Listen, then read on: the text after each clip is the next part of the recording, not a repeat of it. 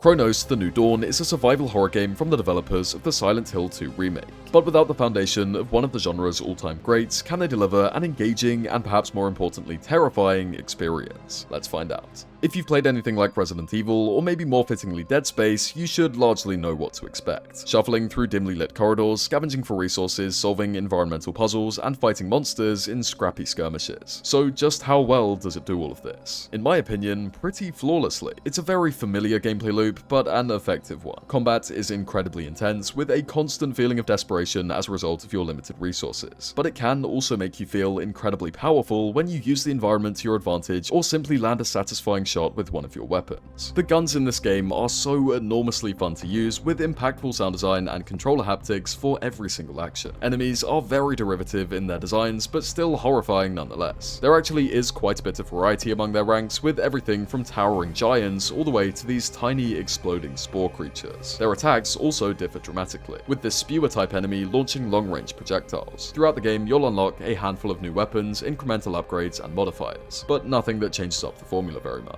So it's up to you to decide whether or not this gameplay loop will keep you entertained for the 15 hours it takes to reach the credits. Although there is of course the other motivating factor of the game's narrative. It's honestly pretty light in terms of story, with a protagonist that really doesn't say much. I'm sure that will actually please quite a few players, but for some, the muted presence of the narrative might not be too appealing. That being said, I did enjoy the more unique aspects of the story, like being able to explore and investigate the same location in different time periods. Also, piecing together the lore of this world was one of the most interesting parts of the experience for me. I found myself reading and listening to every single note and audio tape I could find, not for the sake of completion, but simply to understand what was going on in this captivating setting. Like many other modern survival horror games, puzzles are fairly infrequent. But when they do show up, they're often quite unique and differ substantially from the classic find and use item trope, which is still present in this game. What I'm referring to is the time anomaly puzzles that have you manipulating parts of the environment to help you get around. They're usually not too difficult, but are still enjoyable. As someone who has played a lot of similar games and doesn't scare too easily, I will admit I was on occasion pretty on edge. But as a whole, it doesn't quite reach the horror heights of its competitors. I mentioned before that you'll be doing a lot of moving through dark hallways, so it's a good thing they look so great,